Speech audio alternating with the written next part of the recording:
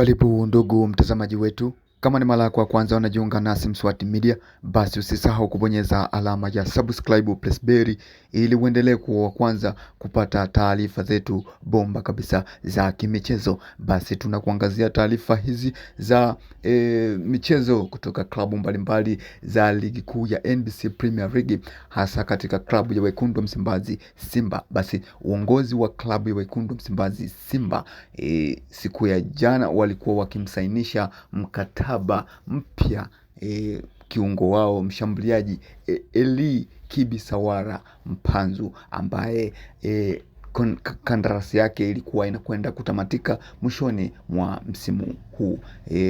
Eli Mpanzu ameongeza kandarasi ya miaka miwili zaidi kusalia na Wekundu wa Msimbazi Simba. Licha ya kuwa na propaganda nyingi sana na maneno mengi sana yaliyozungumzwa kumuhusu mchezaji huyo Eli Mpanzu, lakini bado mchezaji huyo anadai kwamba ana mapenzi makubwa na klabu hiyo ya Wekundu wa Msimbazi Simba, na bado ameongeza kandarasi ya miaka miwili kuendelea kusalia katika klabu hiyo ya Wekundu wa Msimbazi Simba. Lakini Kibisawala ameendelea kuzungumza kwamba bado anashangazwa na upendo wa mashabiki wa klabu ya Wekundu wa Msimbazi Simba, na amepromise na ameahidi makubwa kufanya ili aweze kurejesha furaha ya wana Simba, kwamba amekuwa akipitia kipindi kigumu hasa katika performance uwanjani, na ukilinganisha kwamba ni mchezaji ambaye alikuwa akihusishwa na klabu ya Young Africans.